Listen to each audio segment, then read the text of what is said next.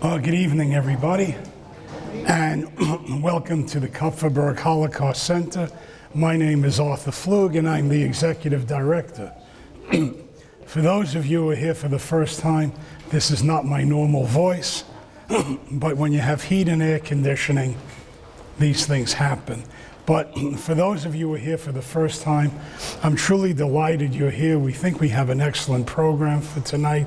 For those of you who have been here before, you know the types of programs we have.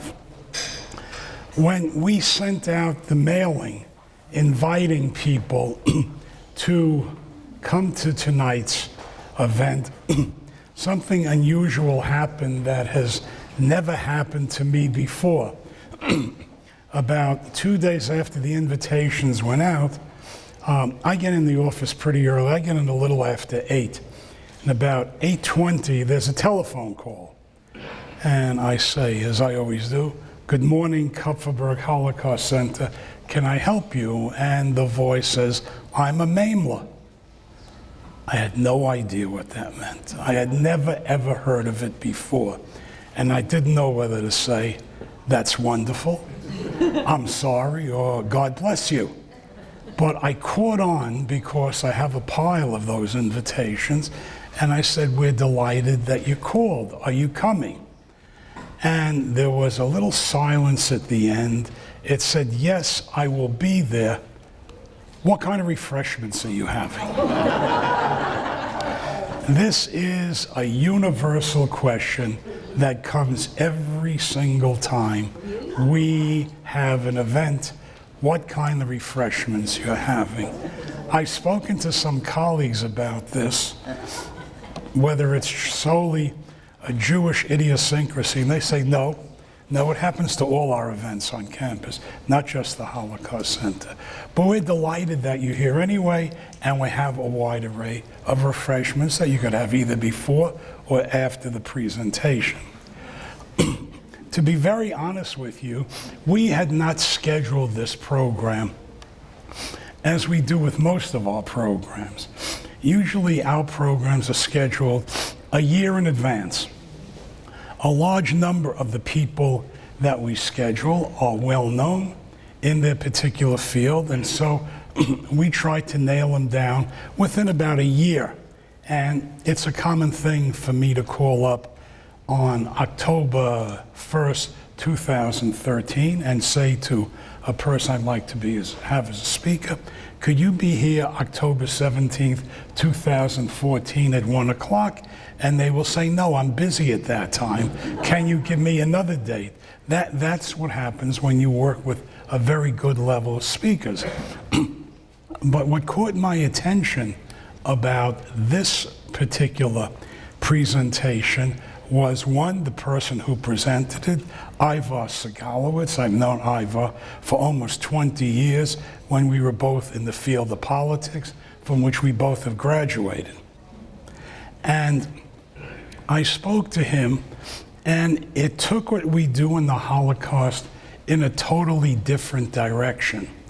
Let me give you an example. The last speaker we had here at the Holocaust Center spoke about the American press during World War II, at the beginning of World War II, and how little coverage it was given to what was happening to the Jews. This September, we're having a program on Henry Ford and the Jews. Those of you who know Henry Ford know that he was a great automobile maker, but there was a lot of things that he's also remembered for, and we're going to have a presentation. We're also going to have a presentation on Hitler's judges and what happens when the judiciary of Germany decided to follow along and become Nazis. The story about Mammal is different. It doesn't pose a problem. It doesn't have a moral quandary to it. It simply is a story of a place that existed. And I felt elated while I was walking through the gallery there, as many of you were taking coffee and cake. And by the way, it's from A&A Caterers. I told them I'd give them a plug. And listening to people say, That's me. I was there. I remember that. My mother took me there. My father took me there. I know that place. 2 years ago, we did a program on the Holocaust in Greece, and we had a collection of photos from Greece prior to 1945 when the Nazis came in, and it was delightful to hear some person saying, you see that Boy Scout troop there? You see the kid on the floor, the second from the left? That's me. So to hear people make that connection is very, very heartwarming and satisfying because we know we've made a connection with you. Okay? I'd like for us to call on Ivar to say a few words. Ivar. Good afternoon, everybody. Evening. It's a pleasure to see this many people turn out. Ruth Lizarovich has a very thorough treatise that she's going to discuss, so I'm not going to touch upon it. But louder like that? Okay. Go ahead now. I should know that as an engineer. Anyway, she will cover most of it, but the most common question that comes up during this exhibit is how did these pictures get here? And there's more than one family represented in what Ruth selected to showcase. And for my family, the one person that's missing in every one of the photographs is a photographer. And he was my uncle by marriage, was married to my father's sister, and at the age of 5 he taught me darkroom techniques, which was fascinating to see a picture appear in a darkroom. So he took the pictures. I had an aunt who came here in 1939, I believe, or 38, and my mother mailed all the photographs that she got from this uncle to her sister in New York. When my aunt died, I ended up with the pictures, and now they're here on display today. So that's sort of the history of those pictures. I like to mention two other things. We had two people who are unfortunately no longer with us here. Aryeh Cohen, who was very instrumental in getting us all together and was willing to back us up with money, which wasn't needed. And the other one is mentioned.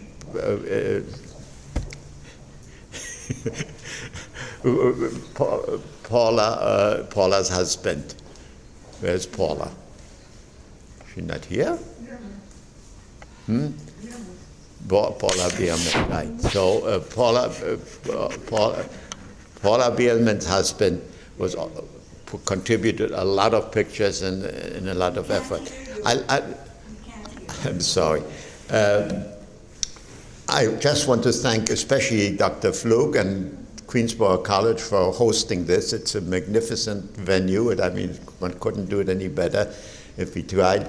And I think the Kafferberg family, even though they're not here tonight, deserve thanks, as does the college and Dr. Flug. So thank you. Ruth, I think, or you will. Thank you. Ivar pointed out one very important thing, and that is the value of the photographs. When I speak to students, when they come to class, we tell them about people saying, I was at home, there was a knock on the door, they told me I had an hour to come out in front with a suitcase, and I say to them, what did you take? And they say, we took clothes, we took jewelry, we took valuable papers, we took medication, we took some odds and ends. And almost every single person I asked that question to says, but we forgot to take the photographs. We forgot to take the pictures of the family, and because they forgot, what happens is the photographs are still there, but it's in their mind, and that is very hard to produce. When I ask students, and I say, if you're at home and someone knocks on the door in the middle of the night, and there's a policeman pointing a rifle at you and says you have 1 hour to pack up your belongings and be outside in front of your house, what would you take? And the answer is, I take my iPhone, I take my iPad, I take my DVD player, and oh yeah, I take some clothes also, and some medication and some money, but I'm not going to let go of that iPhone, okay? Our speaker tonight is Dr. Ruth Lizarovich. Let me tell you something. I could spend 20 minutes just reading her qualifications, but I want to just point out a few things. She earned her PhD in history from Humboldt University of Berlin. She was a fellow at the Thomas Mann Cultural Center, and since 2009, she is deputy director at the German Historical Institute in Warsaw. Her research is focused on European history of the 19th and 20th century, with the focus on transnational history, Jewish history, and the history of memory and border regions. Since 2004, she is president of the Association Jews in Prussia History and Cultural Society. The association collects knowledge about early Jewish populations in East Prussia. We're going to ask Dr. Leiserowitz to speak, and then we will take questions. Dr. Leiserowitz, okay?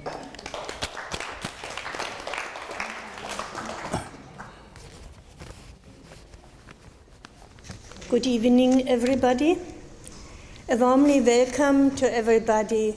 First, I'd like to thank the Harriet and Kenneth Kafferberg Holocaust Research Center, and especially his director, Dr. Arthur Flug, and his very competent team who made it possible to show the exhibition here, and they realized it very professional. Second, I'd like to thank the Queensborough Community College for the great support.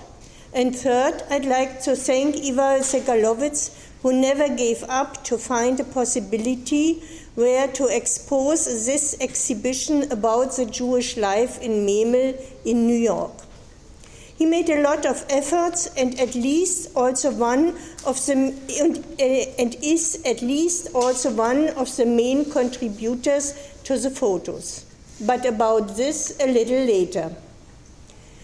Before I can go into details about the Jewish life in the border town, I had to explain where this town is and how Memel is, because to a certain extent this place is quite unknown and rather a white spot on the map.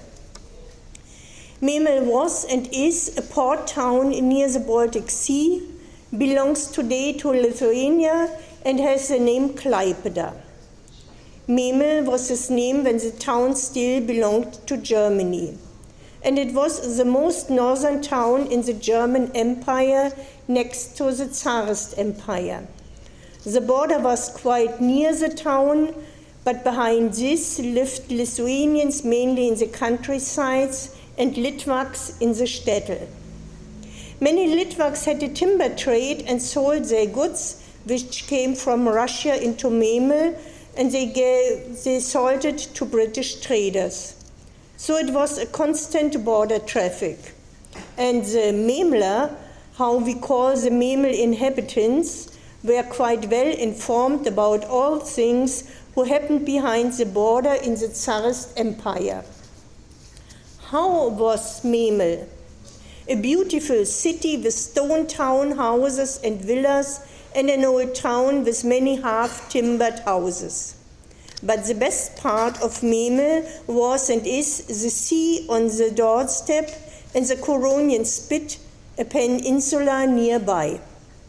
There are large sand dunes, fragrant pine forests, and wide beaches. It can be very hot in summer, and in winter it's very cold, especially in January until -4 Fahrenheit. And now some text about the historical frame in the 20th century. The designation Memel territory was coined in 1919 at the Peace Conference in Versailles, referring to the northern strip of East Prussia, bordered on the south by the Memel River and extending to the village of Nimazat on the Baltic coast. The territory had an area of 2,400 square kilometers and 141,000 inhabitants in 1919. Article 99 of the Treaty of Versailles finally stipulated the cession of the Memel territory from the German Reich. But there was no occupation statute for the territory. France administered the territory from the moment that the peace treaty took effect until January 23.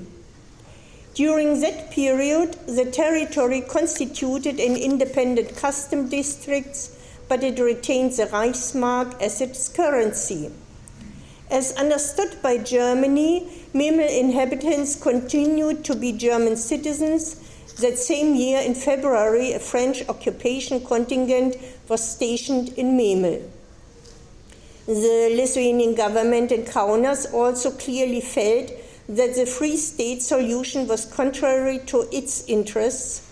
Thus, in the fall of 1922, it decided to intervene in the Memel territory.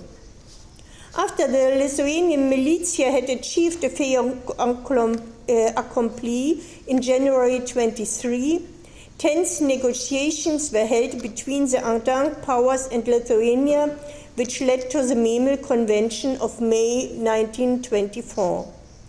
The convention guaranteed Memeland extensive autonomy within the Republic of Lithuania. The inhabitants received Lithuanian passports with the addendum citizen of the Memel territory. In actual fact, between 1920 and 1937, Memel constituted a region with a German cultural and economic life, where the autonomous authorities undertook no anti-Semitic measures whatsoever until 1937. Despite or precisely because of the unresolved situation, the city attracted new residents. The number of inhabitants rapidly grew. Numerous factors such as the harbors, trade, favorable conditions for industrial development, opportunities to learn a trade, and good immigration opportunities led to the settlement of many Jews in Memel. New arrivals included Jewish traders from the surrounding region who opened stores in the town, Jewish doctors and lawyers from Kaunas who had obtained their diplomas in Germany, and Jews from Russia. In the early 1920s, many Jews who settled in Memel believed in the harbor's town's economic future. Lithuania's annexation of Memeland did not change matters. Most of them had no desire to leave Memeland and live Lithuania per se. Last but not least, the steady influx of Lithuanian Jews underscored the economic and cultural gap between the Memel territory and Lithuania. The 1930s witnessed, above all, the settlement of workers from the provinces, which, despite the general economic crisis, were able to find employment in Memel's industrial operations. The new arrivals primarily included Jewish families that were originally from Western Lithuania but had been forcibly evacuated to the Russian interior by Tsarist officials during the First World War prior to the arrival of the German army. When they obtained approval from the Russian authorities to return to Lithuania in the early 1920s, they discovered new owners living in their former houses. So they reorientated themselves toward Memel. By 1928, the number of Jews in the Memel territory already totaled 4,500. Most of them, therefore, were new arrivals. This influx occurred against the background of the city's rapid development, which grew from 20,000 inhabitants in 1918 to 47,000 inhabitants in January 36. Jewish merchants and entrepreneurs played a particularly large role in important sectors like the lumber trade, flax import, fertilizer imports, the local foodstuffs and food industry, but also in tobacco processing and the textile industry.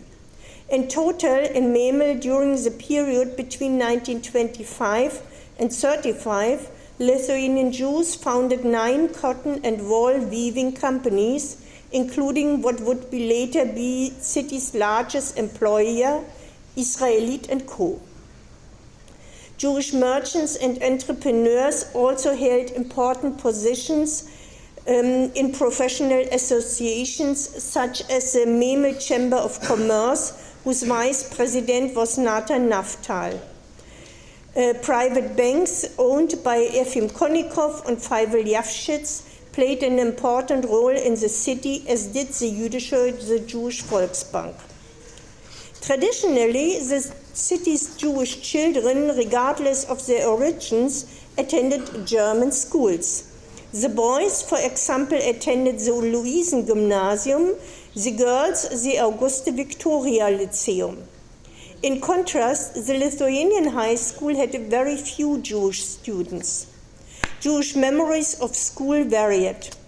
Maurice Hillman, whose family had previously lived in Penza in Russia during the evacuation, recalled good times. I quote, "In Memel, I had a happy youth, good teachers, good friends, lot of sports in Jewish sport clubs, good music teachers of Polish descent." And Cherry Goren, earlier Sarah Fleischmann, noted in her book, A Time to Keep, Grammy Cherry's story, I quote, "My sister Fanny and I went to a German school. We memorized Goethe and Schiller. We sang song by Heinrich Heine.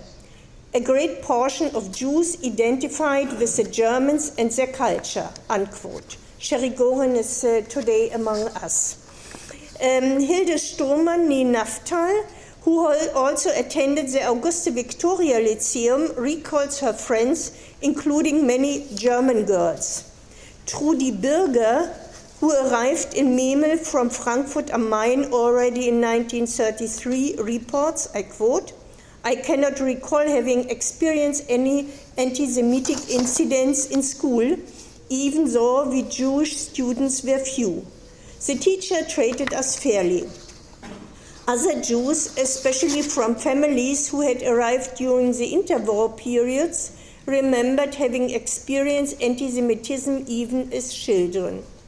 They did not make any non-Jewish friends and were not invited to birthday parties. Thus fine distinctions obtained between long-established and immigrant Jews in Memel society." Maurice Hillman reports, I quote, "My parents were well off. They could afford to acquire a group of friends befitting their social standing through charity and community work. Mother was on the committee of the Witzo. My father was on the board of directors of the Jewish People's Bank and loved to donate money for charitable causes. Nonetheless, he, as a merchant from Russia, didn't belong to the German Jewish aristocratic community," unquote. From the recollection, it is evident that there was a well-off and rich Jewish life in Memel during the time between world wars. Many residents of Memel did well financially, and the city prospered in a liberal atmosphere. There were theaters, concerts, cinema, and also cabaret. Cherry Goren again recounts that her father, the textile merchant Leo Fleischmann, I quote, "spent the mornings at his store and the afternoons at the bridge club or a cafe. He spent the summers in Czechoslovakia, either Karlsbad or Marienbad for health spa." She reports about the cafes that black performers, singers and tape dancers appeared there, which was very exciting because there were no blacks in Memel.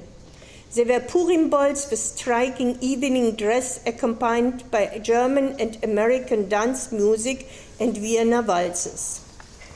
The Jewish associations were known and respected. The member also participated also in the Maccabea Games. In 1935, the 15th anniversary of the Bar Kochba sport club was celebrated with a large party. We have some photos in the exhibition. The successful club must have been an annoyance for many non-Jews. Other features of Jewish social life in Memel included the Hanukkah festivities in the Riffelman's house and the large formal dances held at the Hotel Victoria, at this time the city's most prominent establishment, on Purim and other Jewish holidays. In the mid-30s, the Bar Kochba began quite deliberately to stage manage its presence in the city through sports festivals and parades, thereby temporarily reclaiming the public space for Jews. The participation in the religious community was not very strong, whereas there was a substantial attendance at the Jewish Association. There existed some charities as well as Zionist and cultural associations.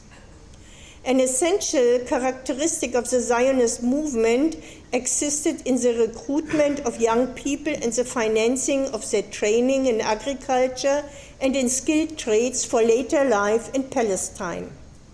The Memler community was especially active in this respect. They bought a large piece of land in the center of the city and made available a large sum of money acquired by donations for the building of a pioneer house, Bet Halutz, that was constructed for 400 pioneers in 1927. The community's board of directors provided for the training and the employment of the pioneers in nearby trades, factories, and workshops. Memel became a center for the training and the immigration of thousands of pioneers from Lithuania and Germany. Even though the influence of the Lithuanian Jews grew and they constitute a numerical majority by the end of the 1920s, Memel's Jewish society retained its German character. Many felt themselves drawn to German culture, notwithstanding the growing pervasiveness of National Socialism. Numerous recollections indicate that a diverse Jewish life developed in Memel during the interwar period. Economically, many of Memel's inhabitants were doing well and city flourished in a liberal climate. It was a heyday in Memel's cultural life that benefited every segment of the population. What did Jews speak in Memel? German, Lithuanian, Yiddish, or Hebrew? Dora Laff, née Rabinowitz, recalls, I quote, German, Yiddish, Russian, and colloquially Lithuania. I grew up with 4 languages. She still remembers that it was common in her family to switch from one language to another. Morris Hillman writes, at home we spoke Russian. We learned German in the German schools in Memel. Trudy Birger reports, as long as we lived there, I often visited my mother's parents. We always spoke German with them, never Yiddish. We didn't know it at all. All the Jews of Memel spoke German. Hilde Nafta recalls, my parents interacted only with Germans. They knew many Lithuanians too. Everyone had their own biography, and the use of language was closely connected to it. But by 1934, the first daubings of swastikas and words like Memel awake appeared on Jewish business, windows, and fences. The German Consulate General began to harass the Jews. Thus, for example, instead of a requested multiple entry visa, Consul Naftal was now only given single-entry visas for the German Reich and was monitored by the Gestapo. In 1935, National Socialists in Memel were charged with hooliganism. News of the introduction of the Nuremberg laws in Germany also aggrieved the Jews in Memel. In the same year, Reich German authorities prohibited German traders from traveling to Memel's annual market. The Memel Jews began to rethink their relationship to Germandom. On the occasion of the Jewish holidays in fall 1936, all of Memel Jewish stores made a show of closing their doors, which had never happened in Memel before. Many began preparing to leave. The Memel Jews cultivated far-reaching contacts with relatives, friends, and professional associates in Germany, Latvia, Lithuania, and much further afield. Sherry Gorin reported on one of her father's trips in 1936, I quote, "Papa returned from England after meeting Aunt Rachel from America and announced papers were being prepared for us," unquote. Her family finally left Memel in November 1938 after they heard about the pogrom in Germany.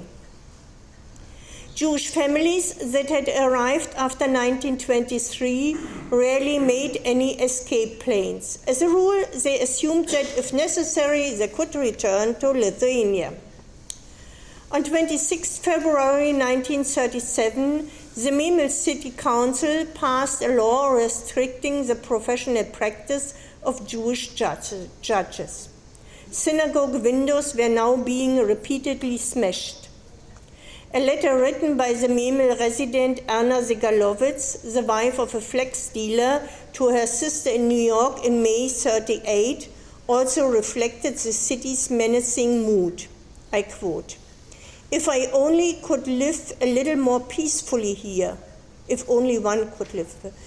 "Particularly these days, one is in dreadful uncertainty. What will happen?" In fall 1938, the situation worsened for the Memel Jews as Germans daubed swastikas on Jewish business and prevented shoppers from entering Jewish stores. After the Munich Agreement, whose signatories were identical with those that signed the Memel Convention, fears that there might be a National Socialist putsch in Memel intensified. Jews began to emigrate, some to Lithuania, others to other countries. The search for immigration opportunities feverishly began, but for most applicants it was already too late, since many countries had already imposed a visa ban or instituted long waiting lists. In 1938, 6,000 Jews lived among Memel's 51,000 inhabitants, that is 12.5%. In early 1939, more than half of Memel Jews left the city and moved chiefly to western Lithuania villages and towns. In 1939, Memel's Jewish residents still operated 330 factories and enterprises, grain and lumber mills, textile, soap, cigarette and chocolate manufacturing facilities, breweries, amber processing workshops, and more, employing 70% of the Memel workforce. As evidence increased that the city and the region would soon be annexed by Germany, almost all of Memel's remaining Jews fled to Lithuania. As capital flight increased, the Memel authorities placed obstacles in the way and demanded special export permits. Finally, in early December 1938, they generally prohibited the export of property. Germany incorporated the Memel territory on 22 March of 1939. After arriving in Memel, Hitler gave an address from balcony of the theater. Cheering Germans, including SA men and Hitler Youth members brought in from nearby East Prussia, crowded into the city with swastika flags visible everywhere. The Lithuanian authorities and their representatives hastily left the city. For Memel Jews who had fled to Lithuania in spring 1939, the only other escape opportunities still available involved faraway destinations like the United States, Canada, or South Africa. There were no countries neighboring Lithuania that would have provided safe immigration opportunities. Matters were made worse by the fact that after the Third Reich had annexed the Memel territory, Lithuania no longer had any harbors that would have enabled Jewish immigrants to choose sea routes to other countries. The outbreak of war in September 1939 intensified the problem of obtaining visas.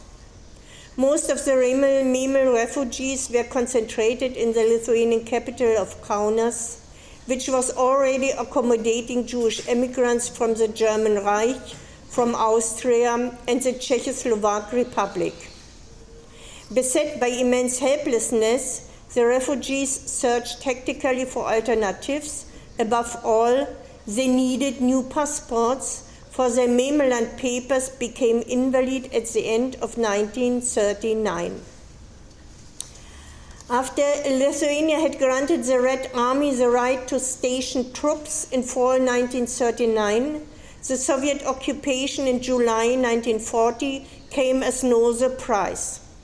Stalin quickly arranged for the appointment of a new government and had the country declared a Soviet republic. Like all other Soviet citizens under the category of nationality, the Memel Jews were registered as Jew in their new passports. Thus, they were clearly marked in their new environment as well. As early as 23 June 1941, thus even before the arrival of the first combat units of the Wehrmacht, pogroms lasting several days erupted in Kaunas, during which Lithuanian partisans murdered an unknown number of Jews, including many men who had come from Memel. By mid-August 1941, the German occupiers had constructed a ghetto in Kaunas for all the Jews. The inmates had to perform forced labor. Beginning in late November 1941, murder operations were conducted at various intervals. As the front approached in the summer of 1944, the Kaunas ghetto was finally liquidated, with the women being sent to Stutthof camp and the men to Dachau camp. Most did not survive the end of the war in the unbearable prison conditions of these concentration camps. The survivors were destroyed all over the world. And somebody asked me, how many Memeler Jews are still alive. Nobody can say it because they are destroyed. They are in every country in the world. And so ended up the history of the Memel Jews, and now my second very short chapter about the question how this exhibition was created. And I have to go back to the 1990s when I taught history at the newly founded university in Klaipeda. And my Lithuanian students asked me several times about the history of the Jews of Memel, and I could not answer. There were no books and no sources, nothing shown in the town's museum, and so on. The archive of the Memel Jewish community obviously had been lost during the Nazi era. But there had to be persons, sources, and traces. And so I began with my search. Then I found out that there was not only a curiosity of the young generation currently living in the Lithuanian, Polish, and Russian part of the former region of East Prussia about the earlier Jewish population, but there's also a great interest of descendants of Jews formerly living in East Prussia in the history of their ancestors. Therefore, I founded with my husband and with friends sharing this interest a society, Jews in East Prussia History and Culture Society. And we started to look for the Memeler, to search for pictures and documents. The key advice we got from George Biermann in New York. He introduced me to Eva Glass here in New York and Rachel Itzikson in Tel Aviv. I met also Eva Segalowitz first in 2003, who offered a lot of pictures. Then we got the memory books from Sherry Goren, from Trudy Birger, and Shoshana Eckerling. Later, the municipality of Klaipeda invited us to expose the photos, to fill the gap. The German Ministry of Culture founded the project, and finally it became a major exhibition of 85 photos, which lasted from September to December 2005 in Klaipeda. The Jewish history came back to the town. Then the pictures were exposed in the museum in Heidekrug, and in 2006 the exhibition was several months at the Jewish Museum in Vilna shown. The year after, in 2007, the photos came at least to Kaunas. In the meantime, we got more and more photos and documents from persons from all over the world. The collection has actually over 450 pieces, and it's now time to make a nice, serious book from this. The pictures we see this evening are a small selection from the large exhibition. And I apologize for everybody whose pictures not included, but we had no more space. They got a new layout, and I hope you will enjoy these photos from a former world. They are mainly made by photo enthusiasts, and you feel the joy of life and fun in it, and also the proud to have such a life. Finally, there are also a unique symbiosis between German and Lithuanian Judaism that was visible in many different shades in Memel. I'd like to thank especially all persons who contributed with the pictures to the exhibition, mainly Iva Leiserowitz, Iva Glass, and also the late George Biermann. Thank you all for coming, and let's us showing the pictures.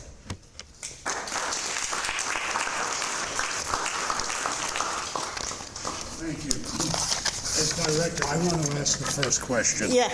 And the first question, how many people here are from Mammal? 1, 2, 3. Very nice. Okay. Mm-hmm. Good. Okay. Questions? 3 and 1, 4. 4. Yes. 4. That's pretty good. Questions? Any questions? Yes. Ivan. You spoke of children going to either Lithuanian or German school, but then there were of course yeshivas, which the modern Jew wouldn't go, and then there was the Tarbut school. Let me repeat the question. Yes. He is defining the types of schools that Jewish children went to in Mammal. That's an important question, because the Tarbut school, the Hebrew school, was founded in 1936, and you were in the first class in this school. Yes, that was very new, because before the Germans were very against this school, and there were a lot of fights in the authorities about the introduction of a Hebrew school in Memel, and so it came very late. Okay, thank you. Mr. Berg, you had a question. Could you stand up, please? Sure. In Poland, prior to the war, for quite a few decades, it was a common expression, once a Jew, always a German, which which is very ironic, but just simply that they were trying to indicate that Jews identified with German culture. Did this also extend to Lithuanian non-Jews at the time? To Lithuanian non-Jews, no. No, in other words, the Lithuanians, among whom the Jews, the Germans would have probably resented Jews could be Germans, but... No. No. Other question. Yes. What was the pioneer movement? What was the pioneer movement, the Chalutzim? The Chalutzim, it was, yeah, it's a Chalutzim. And Klaipeda or Memel was the third biggest center in Lithuania for this movement. Did they go to Palestine? They went to Palestine, and it was a very good place in Klaipeda, because Klaipeda had a small had other possibilities to cross the border to Germany. If you come from inner Lithuania, you had to get a passport to leave Lithuania. But in the Memel district, you could only with a small paper cross the border to eastern Prussia. And then they went to Italy and by boat to Palestine. And sometimes in Lithuania, the pioneers had big problems with the immigration. Okay, thank you. Other question. Yes, please. You mentioned that the children who were reading Schiller and the German philosophers, and how did that manifest itself in either changing their culture or adapting to their culture? What would that mean? They went to German school. We should ask Sherry Goren what does this mean? I think, go ahead, They were reading the German philosophers. And when you were saying that they were reading the philosophers and they came under the German culture and the German philosophy, I didn't know what that meant. How did it manifest itself? Did they adapt differently? Did they adapt to German values, or did they still maintain their own values? Okay, I'd like to answer that if I may. First of all, let me just say it was not a Hebrew school, it was a Jewish. Jewish children, my sister went there. Second of all, we live in a German culture. We were Jewish in religion, we were Orthodox, but we lived among Germans and we were not ostracized. We lived in their culture. We sang German songs. We went to the Olympics were very prominent in those days. We thought as Germans. When we came to this country, we didn't speak any English. We were put into according to our age, and we absorbed the Americans. We became Americans. We were children. We absorbed whatever culture we were exposed to. Now, I wrote my memoirs because many years ago, when my daughter was 16, I took her to see Fiddler, and she said, "Oh, Mother, now I know where you came from." So I said, well, I have to set the record straight. It was nothing like that. I came from Mammal, a sophisticated city with operas and cinemas. So if anybody's interested, I wrote my memoirs. It's not a bestseller, it wasn't meant to be. But I wanted to record what it was like growing up in Lithuania and coming to America. It's on the internet, if anybody does the internet. Okay. And I call it a time to keep. Because a time to keep is ecclesiastic. It was a beautiful time to keep for Jews in Lithuania, in Maine. It explains. And it was a privileged life. Everybody lived good. Okay, thank you. How my father had the foresight in 1936 to say nobody could forecast the Holocaust, but war was coming, and we need to get up. So we came as tourists, actually. We came on April the 20th, 1939, and Hitler marched into Poland, September the 1st, and we became married. Okay. And Other questions? anyhow, Yes, question. My sister Betty was more than I do because she was older. And, Okay. Ms. Goring, would you be here at the end so people can come up and ask you questions? Would you stay a little bit after the presentation so people would have an opportunity to ask you questions? Question over here, yes. My experience has been, A little louder, please. has been the Museum of Jewish Heritage in Manhattan, that whenever I have a German group, and I see them frequently, yes, they did have a charmed life. Can you repeat? Pre-Nazi arrival. They still speak lovingly about Germany. The only national group that does, I'm always flabbergasted. Always flabbergasted. Okay. Okay, please. We're not, ladies, next question. Thank you. Any other questions? Yes. What was the reaction of the citizens of Memel during the Kristallnacht when they heard what was going on? Question was, what was the reaction of the Jewish community of Memel after Kristallnacht? Not only of the Jewish? It's quite interesting. It was in some days after the Kristallnacht had to happen in Memel elections. And the